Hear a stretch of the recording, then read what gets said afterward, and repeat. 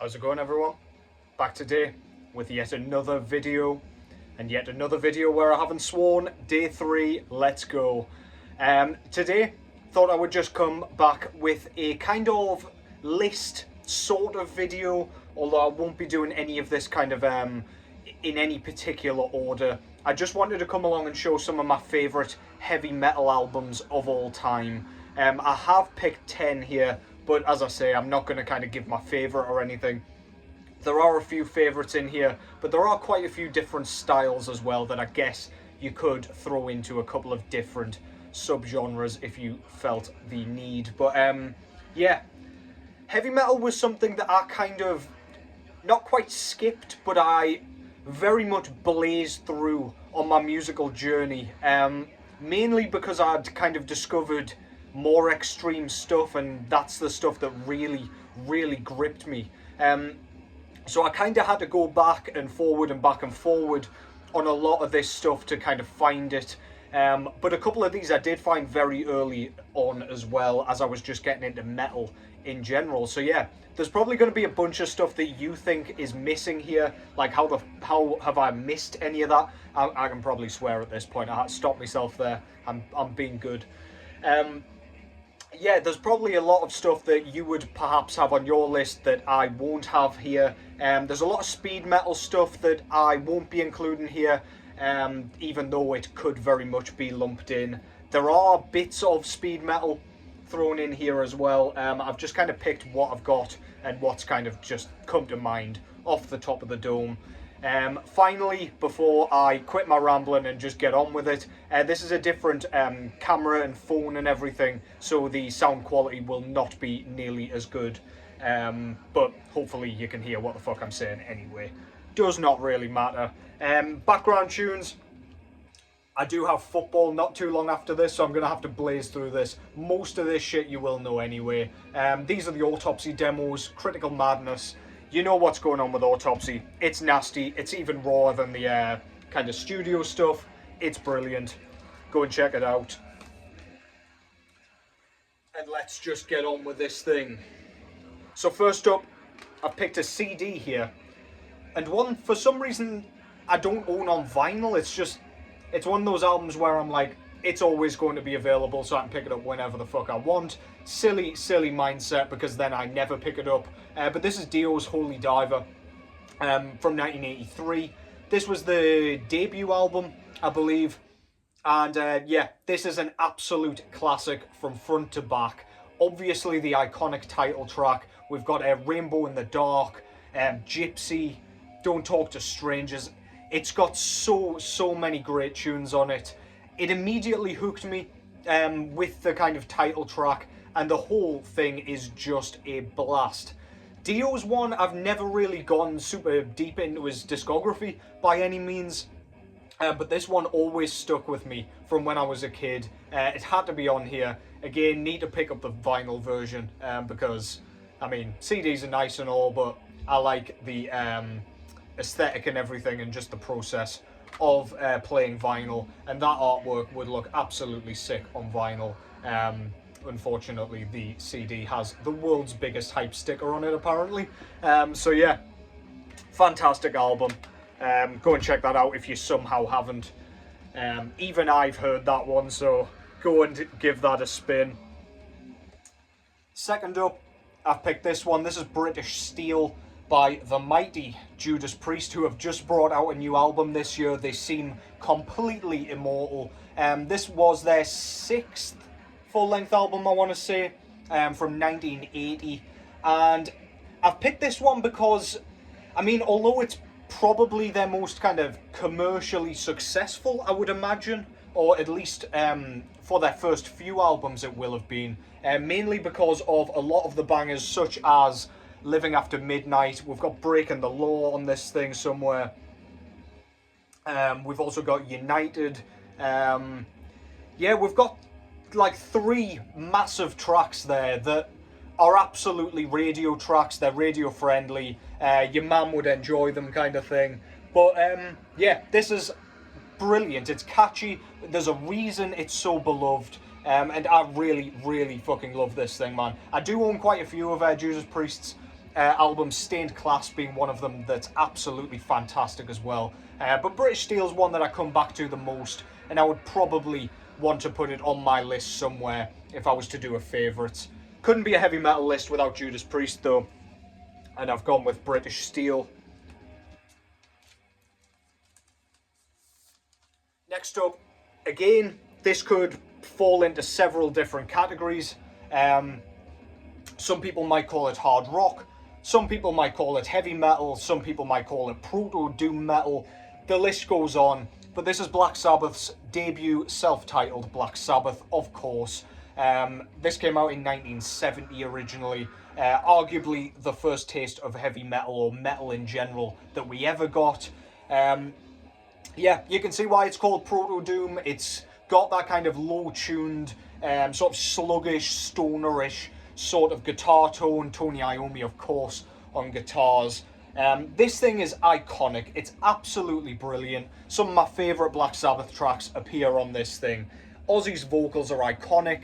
This is the album that sounds the most eerie to me that Sabbath ever did. It's just a bit more bare bones. It's very, very creepy. The album cover's creepy as shit.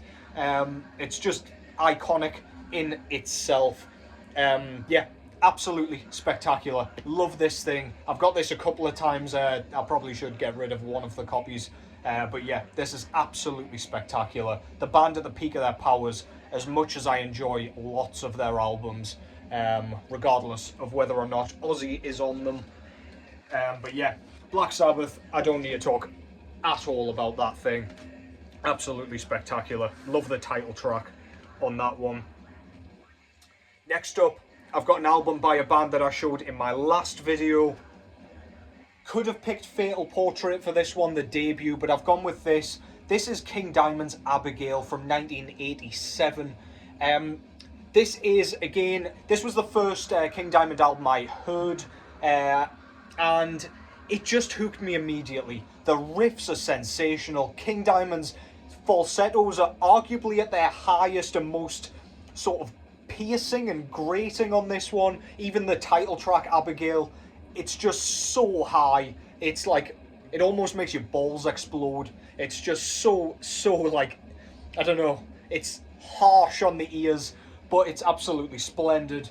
The track Arrival is probably my favourite track on here. I just love the riff on that. It's kind of like a, it goes, I'm not a guitarist if you can't tell, but the sort of melody descends in pitch, and it just, I don't know, it just goes straight to my goddamn core. As I say, the title track is brilliant. That was the first track I heard from this thing. A Mansion in the Darkness, or A Mansion in Darkness, I should say. Family Ghost, The Seventh Day of July, 1777. All iconic in my opinion. One of the greatest heavy metal albums of all time, without question. He's got several, or they've got several albums that I could happily throw into that category alongside Abigail, but if I had to pick one, gun to head, I'd probably choose that or risk getting my head blown off because I'm struggling so bad. Next up, King Diamond again, but this time with the band Merciful Fate. This is the sophomore full-length album from this band from 1984. And this is, if I was to kind of come up with my absolute favourites, this would 100% be in the top 5. This is Don't Break the Oath. The first track, A Dangerous Meeting, is one of my favourite tracks of all time, period. The track, Night of the Unborn, King Diamond's vocal performance on that one, super creepy, iconic melody, incredibly memorable. It's just an absolute banger from beginning to end. Love the solos on this thing particularly. There's even a track called Gypsy on here, of course, alongside the Dio one. Come to the Sabbath, the final track. What a closer that is. This is brilliant. I own this on CD as well, but yeah, when these reissues came out, I had to pick this one up as well. Arguably proto-black metal, if you want to go there, just because I guess of the evil themes and King Diamond's sort of lower, kind of less clean-sung vocals that he uses, they just kind of sound a bit more wicked. I can kind of see it. It's pretty harsh, for the time especially. But yeah, there's no black metal here really, let's be honest. That's Merciful Fate with Don't Break the Oath. Absolutely splendid. Next up, I'm rattling through these, I do apologise, I ain't got time to piss around here. One of the first albums that I ever bought on vinyl, this is Tigers of Pangtang with Wildcat. This was their debut full-length album, I believe, from 1980, and this is a really kind of bare-bones heavy metal album, I would say. Whereas Don't Break the Oath, it's a bit more flamboyant, a bit more theatrical, a bit more extreme, as the proto-black metal sort of tag suggests. This one kind of reminds me a lot more of the hard rock sort of sound. It's just got that attitude, it's got that don't give a fuck, kind of chasing women, drinking beer kind of attitude. Euthanasia, Badger Badger, Wildcats, the title track. Just so many great tracks on here. Iconic kind of sound, it's just instantly recognisable if you've heard it before, mainly because of that bare bones sort of sound. It's just a fun time, this one. It's unchallenging, it's musically brilliant, it's very well written, very, very memorable. Tigers of Pangtang, Wildcat, from 1980. Next up, from 1983, from Whitby Bay, as Dylan would say. From Whitley Bay, this is Satan with Don't... no, it isn't Don't Break the Oath, I've just shown that. That's Merciful Fate. This is Caught in the Act. Fuck me. This is their debut full-length album from 1983, and this is in my top 2 heavy metal albums of all time, without question. The vocals here are absolutely brilliant. We've got, like, sort of standard heavy metal cleans that you would imagine, not super, like, technically proficient. They're not. He doesn't sound like he's been doing singing lessons by any means. He sounds like he's just kind of doing the damn thing. But then we get really erratic, kind of high, sort of falsetto vocals that come out of absolutely nowhere. Really creepy sounding. The production on this is a bit sort of gritty and grainy for a heavy metal album, which I really love. The band's kind of kept this sound from the very beginning as well, which I do appreciate. Into the Fire, Trial by Fire, Blades of Steel, Break Free. We've got some iconic tunes on here. Undoubtedly some of my favourite heavy metal of all time. Satan, Caught in the Act. Next up, from 1 year prior, we've got yet another proto-black metal album. You probably know where this is going. This is Venom with black metal from my neck of the woods yet again. These guys were from Newcastle, or are rather. This is, I mean, you can definitely say there's speed metal in here. You can definitely say it's blackened. But for me, musically, stylistically, this is a heavy metal album. Just through and through, without any of the bullshit. Just the nuts and bolts of it. This is a heavy metal record to me. Granted, of course it's more extreme in sort of vocal style with Kronos, with those kind of gruff growls he's kind of got.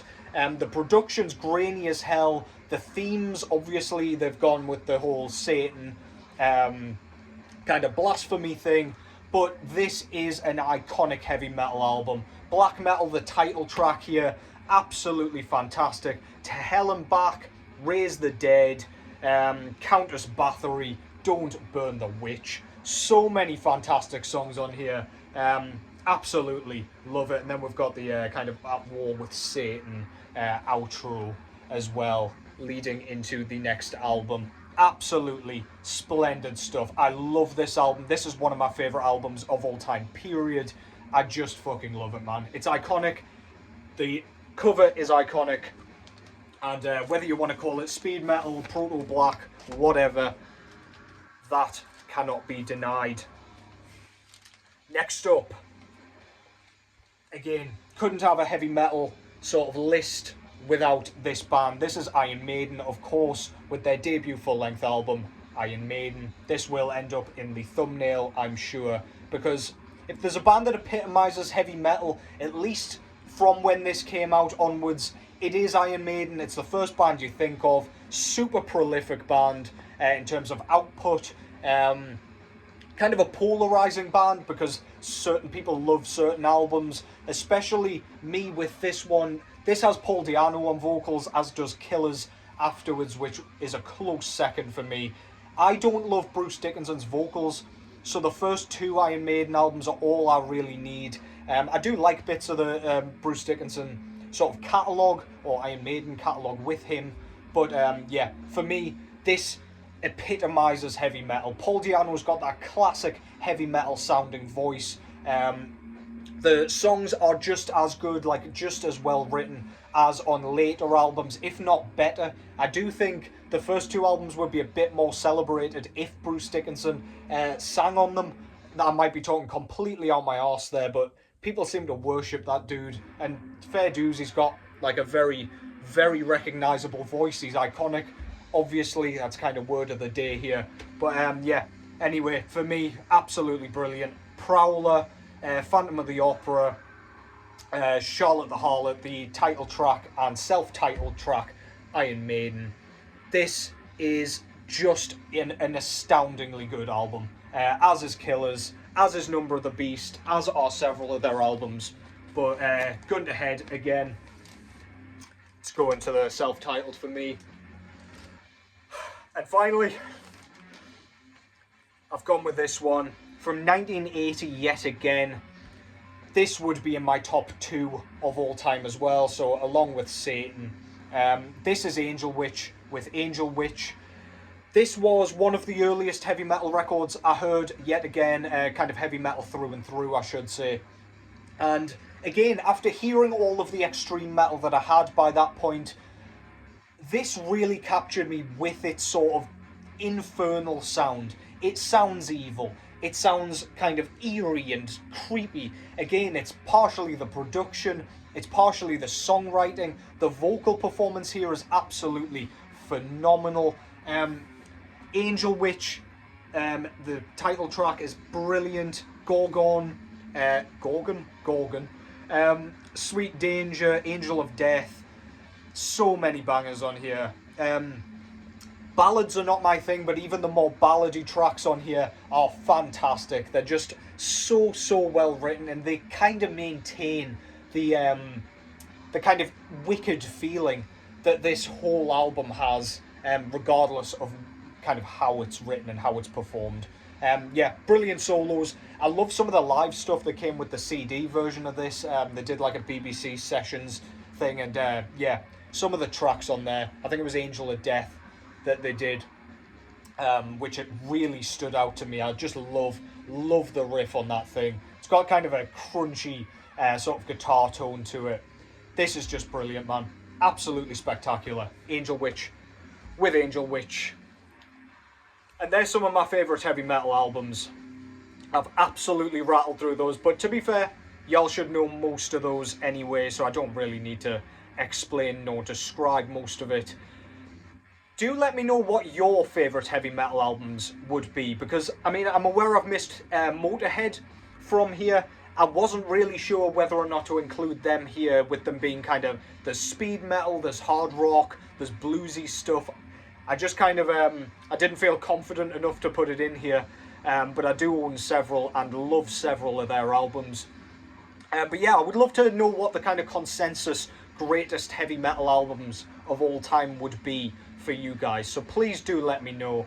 Hope you enjoyed that. Don't come at me, because I'm by no means a sort of I don't know, I'm by no means an authority on heavy metal by any stretch of the imagination. Not that I am on anything else, but yeah, I'm not super well versed in the classic heavy metal stuff. So yeah, if you've got any suggestions for me that I might not have heard or that I haven't shown in this vid, do let me know.